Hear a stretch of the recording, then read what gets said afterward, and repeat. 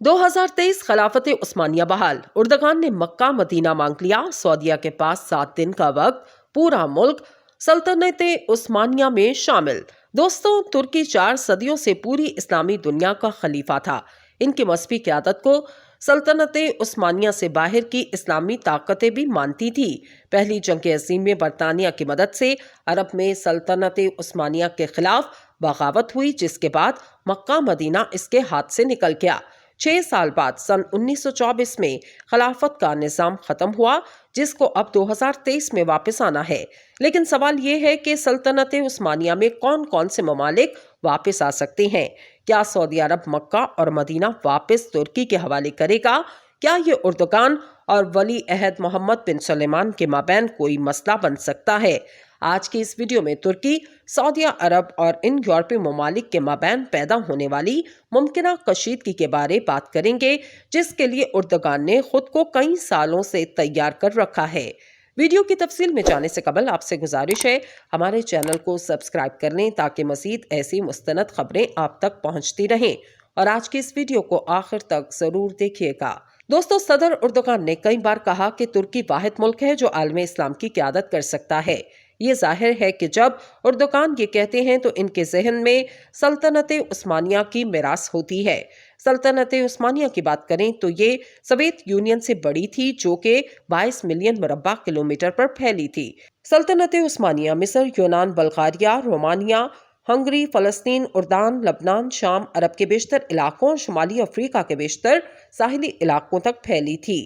یہ سلطنت مسلم حکمرانوں کو اہمیت دیتی تھی، جس کی وجہ سے اردگان کو لگتا ہے کہ عالم اسلام کی قیادت کرنا ترکی کا تاریخی حق ہے۔ دوستوں، سلطنت عثمانیہ جو لگ بھگ سن 1299 میں قائم ہوئی، پہلی جنگ عظیم کے ساتھ سن 1923 میں ختم ہوئی اور جدید ترکی بن گیا۔ سن 1924 میں جیسے ہی اس ریاست کو جدید ترکی کا نام دیا گیا تو اس ملک نے عثمانیہ سلطنت کو اپنی شاندار تاریخ میں شامل کیا، جس کو آج تمام اسلامی ممالک میں ایک مرکزی حیثیت حاصل ہے۔ دوستو، سعودی عرب ترکی کے ساتھ اپنی یہ ہولناک تاریخ کو شاید ہی بھولے گا۔ جب بھی سعودی عرب اپنی تاریخ پر نظر ڈالتا ہے، اسے عثمانیہ سلطنت کا دور سب سے پہلے یاد آتا ہے، جس کی ایک اہم وجہ یہ ہے کہ سعودی عرب میں مکہ اور مدینہ ہے اور یہ دونوں عثمانیوں کے ماتحت رہے۔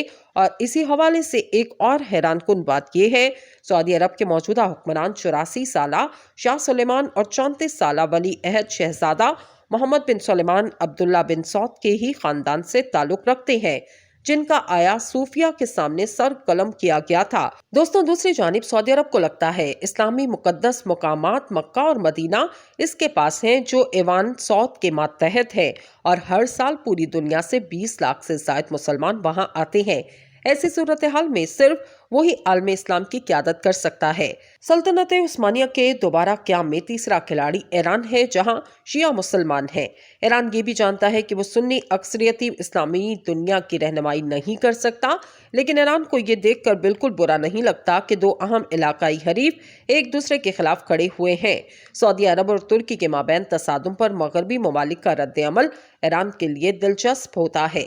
دوستوں، بات کرتے ہیں سعودی عرب کیسے ترکی کی سلطنت عثمانیہ کو اپنے لیے خطرہ سمجھتا ہے۔ اردگان کا مذہبی لگاؤ اور سعودی عرب کو روکنے کی حکمت عملی بیک وقت چل رہی ہے۔ اردگان نے متعدد بار سعودی عرب کو روکنے کی کوشش کی۔ انہوں نے سعودیوں کے خلاف قطر کی حفاظت کے لیے اپنی فوجیں بھیجیں، صومالیہ سے سعودی اتحادیوں کو بھگایا اور بحیرہ احمر میں فوجی اڈہ بنانے کے لیے ایک جزیرے کو لیز پر لینے کا معاہدہ کیا۔ اس کے ساتھ ہی اردگان فلسطین اور روہنگیا مسلمانوں کے بارے میں بھی آواز بلند کرتے ہیں۔ استنبول عرب دنیا کے باغیوں کا پسندیدہ گڑھ بن گیا۔ واشنگٹن انسٹی ٹیوٹ کے اسکالر نے دی نیو سلطان کے نام سے اردگان کی سوان عمری لکھی۔ اس سوان حیات میں انہوں نے لکھا کہ ترک صدر کی خارجہ امور کی حکمت عملی کا ہدف یہ ہے کہ وہ مسلمان ہونے کے احساس تافر کو واپس لائیں۔ وہ سلطنت عثمانیہ کی ایک جدید شکل لانا چاہتے ہیں تاکہ ترکی اسلامی عظمت کا قائد بن سکے۔ اردگان کی خواہش کے پیچھے ایک طویل ماضی ہے۔ دوستو، اردگان کا نیا ترکی سعودی عرب کے لیے ایک چیلنج ہے، کیونکہ یہ متبادل اسلامی نمونہ پیش کر رہا ہے۔ اس سے سعودی عرب کے وجود کو خطرہ ہے، کیونکہ ترکی اسلامی اور جمہوری دونوں ہی ہے۔ اس سب کے باوجود یہ بھی حقیقت ہے کہ اردگان ایک جمہوریہ پر حکمرانی کر رہے ہیں، جہاں پارلیمان ہے अपोजिशन भी है और सिविल सोसाइटी भी, जबकि सऊदी अरब में ऐसा कुछ नहीं। गुज़िश्ता साल सऊदी दबदबे वाली इस्लामी ममालिक की तंजीम OIC को चैलेंज करते हुए कुआलालंपुर में एक इजलास हुआ, जिसमें ईरान, तुर्की और मलेशिया ने पुरजोर शिरकत की, लेकिन सऊदी इत्तेहादी ममालिक ने पाकिस्तान को इसमें शिरकत करने से रोक दिया। उर्दुगान चाहते हैं कि वो सऊदी दबदबे को चैलेंज करके अपना सिक्का जमाएं। इन्हें लगता है OIC इस्लामी ममालिक की आवाज नहीं, बल्कि सऊदी सवाबदीदी को पूरा करने का जरिया है। उर्दुगान OIC के मतवाजी एक तंजीम बनाने की कोशिश कर रहे हैं। दोस्तों, तुर्की के शहर इस्तांबुल की जिस म्यूजियम आया सोफिया को माजी में मुल्क के सदर ने मस्जिद में तब्दील कर दिया, इसके एन सामने सन 1818 में सऊदी अरब के शाह अब्दुल्ला बिन सऊद का सर कलम किया गया था। सल्तनत उस्मानिया के फौजी शाह अब्दुल्ला बिन सऊद और वहाबी अमाम को एक जंजीर में जकड़कर इस्तांबुल लाए थे। जब अब्दुल्ला का सर कलम किया जा रहा था तो एक बड़ा हजूम आया सोफिया के बाहर जश्न मना रहा था। आया सोफिया के बाहर अब्दुल्ला की सरबरीदा लाश को 3 दिन तक रखा गया।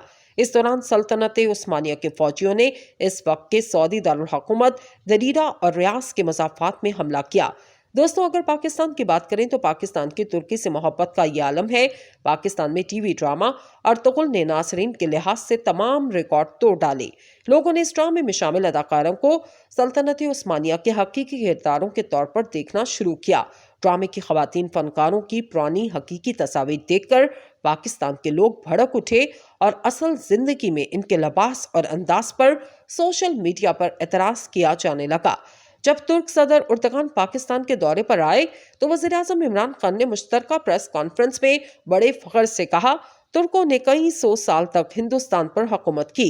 जिस हवाले से माहिरीन ने कहा, उर्दुगान न सिर्फ इस्लामी दुनिया की रहनुमाई करना चाहते हैं, बल्कि वो ये बताने की कोशिश कर रहे हैं इस्लाम बेहतरीन मजहब है।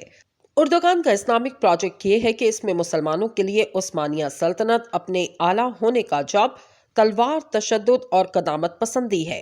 दोस्तों, इमरान खान ने उर्दुगान के साथ प्रेस कॉन्फ्रेंस करते हुए ये भी कहा, आपके आने से हम सबको इसलिए भी खुशी हुई कि कौम समझती है कि तुर्की से हमारे रिश्ते सदियों पुराने हैं। तुर्कियों ने तो 600 साल तक हिंदुस्तान पर हुकूमत की। 80 की दहाई में पाकिस्तान पर हुकूमत करने वाले फौजी आमिर ज़ियाउल हक ने कहा था, पाकिस्तान एक नजरियाती रियासत है। अगर आप पाकिस्तान से इस्लाम को निकालकर इसे सेकुलर सेटअप बना दें तो ये बिखर जाएगा। पाकिस्तान गैर मुल्की मुस्लिम शख्सियात से अपनी पहचान जोड़ने की कोशिश करता रहा है। इमरान खान की तरफ से उस्मानिया सल्तनत के बारे में बनने वाली टीवी ड्रामा को देखने की अपील पाकिस्तानी हुक्मरानों की अपनी पहचान तलाश करने की कोशिश का हिस्सा है। लेकिन ये सवाल उठना लाजिम है कि वज़ीर-ए-आज़म ऐसे ड्रामे की तारीफ क्यों कर रहे हैं जिसमें दूसरे मजहब को दुश्मन के तौर पर दिखाया गया।